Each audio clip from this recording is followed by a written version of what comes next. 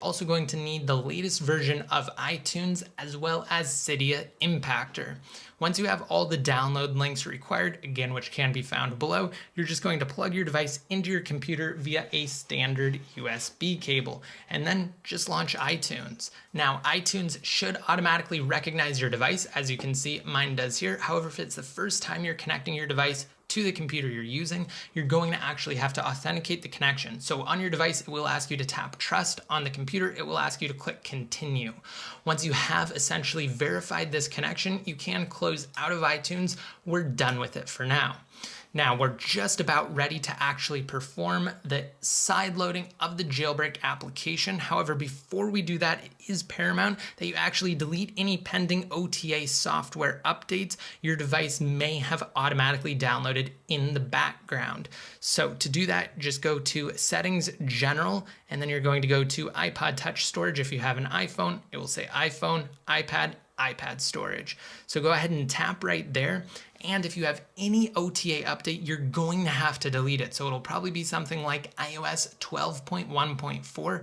And once you do, or once you see that rather, you're just going to tap it and you're going to tap on delete. And then it's best to reboot your device and verify that it is fully gone by going inside of Settings, General, and then the iPod Touch, iPhone, or iPad storage setting again. You need to delete any pending OTA updates. It should be toward the top because they do take up quite a bit, but you're going to want to just scroll through to ensure that you don't have it at all. It is paramount that your device does not say it has any pending OTA updates installed, because if you do, it will put you into a boot loop and force you into restoring, which of course will lock you out of jailbreaking. So that is very key. This is a first preliminary step you have to follow before you attempt to jailbreak. Okay, so once you have that deleted and everything downloaded and the connection verified between your device and your computer, you're just going to launch up Cydia Impactor. Now, this is a very simple interface, and basically all you're going to want to do is just drag over the IPA that we downloaded, the Unc0ver IPA, into the Cydia Impactor interface, and you're going to log in using your Apple ID. Now, this is simply just going to pass your credentials along to Apple's own self-signing server to download a certificate to sign the application onto your device. None of your Apple ID credentials are actually stored. Again, it's just merely passed along. So you can rest assured that when you sign an app using Impactor, it just goes straight to Apple and nowhere else.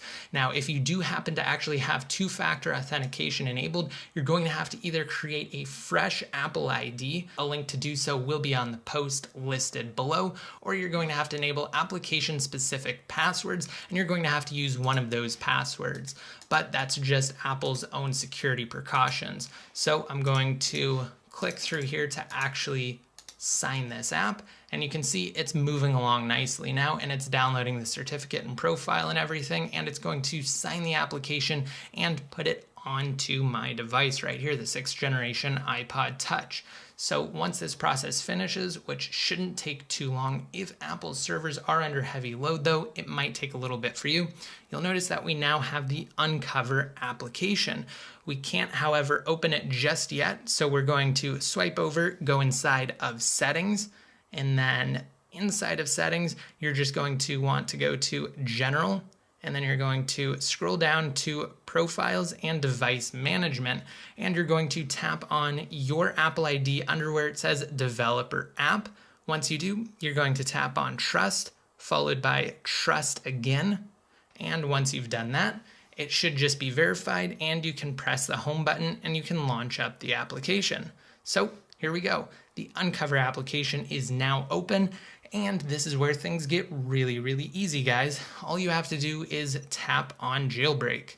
So it's running through the process here. You can actually see that it looks like it's about to reboot. All right, and here we go. It's up. I can go ahead and press the Home button, and I'm going to swipe on over, and I'm going to launch up Unc0ver again. Now this time I'm going to tap on Jailbreak another time, and it may actually take up to 3 separate attempts for this to work successfully. You also want to make sure that your device is not going to sleep, so that you have auto lock disabled, or you just keep tapping the screen to wake it up. But you can see here that I'm getting a notice that the snapshot for the rootfs or file system has been successfully renamed and that the device will now be restarted. So I can just go ahead and tap on OK to that, and now the device will reboot. It looks like the first portion of this jailbreak worked successfully. So let's go ahead and wait for this reboot. All right, so here we are. I'm going to press the home button to unlock again, and we're going to swipe on over, and we're going to load up Unc0ver, and we're going to tap on jailbreak again. As I said, this can take up to 3 times, potentially even 4, but it should work. Just keep reopening it and tapping on jailbreak. Now, I also want to mention that every time you reboot your device, you're going to have to rerun a portion of the jailbreak. So you're just going to have to open up the Unc0ver application and tap on where it should say re-jailbreak at that point. And once you do that, it's going to patch the kernel, respring, and you should be able to use everything obtained from Cydia. However, prior to that, ensuing a reboot, you're going to actually have to rerun that application to use anything you've obtained with your jailbreak on your device. So I just want to make that abundantly clear. Also, because we are self-signing, you will need to re-sign the Unc0ver application every 7 days. However, if you don't reboot your device, it's something you really don't have to worry about. Otherwise, you're just going to have to re-follow the very simple steps I showed you guys. Just basically delete the application and then re-sideload it through Cydia Impactor. It's super easy. Again, just plug your device in, drag the IPA into Cydia Impactor, input your Apple ID credentials, and just let it do its thing. And then you can actually authenticate the application again inside of settings. And there you go. It's very simple. It takes probably less than 3 minutes altogether. All right, so you can see here that we now have a new notice saying that Bootstrap has been successfully extracted and the device will now be restarted. So I'm going to tap on OK to that prompt. Okay, we are back up. I'm going to press the home button there. We're going to swipe over and we're going to load up Unc0ver again. It got toward the end of the jailbreak process. However, we still need to rerun through this, at least until it does finish in its entirety. So I'm going to go ahead and speed this portion of the video up. All right, and there we go. As you can see, it did finish through all of those steps there at the end, and the iPod Touch is just doing a final respring now. So let's go ahead and wait for that to complete. And here we are. Let's go ahead and press the home button and swipe over. As you can see, we now have Cydia. So I'm going to tap on Cydia to open it for the very first time here. On this iPod Touch, we are rocking iOS 12.1.1. I forgot to mention that. Of course, this does work all the way up to 12.1.2, like I said in the beginning of this video. And here you're going to see exactly what version I'm on. Again, 12.1.1. Once Cydia finishes, we're going to scroll down to the bottom and I'm going to show you that it does in fact confirm that. So let's go ahead and wait. And now I'm going to scroll all the way down to the bottom here and get a close-up for you guys.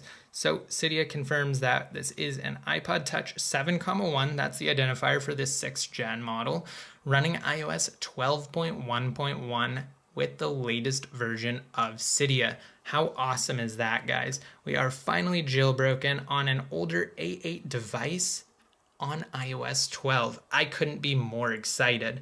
Now we also have, I just wanted to show you here inside of changes, we also have all of the available packages so you know that Cydia is functioning properly and we can install them if we so choose just by tapping into them.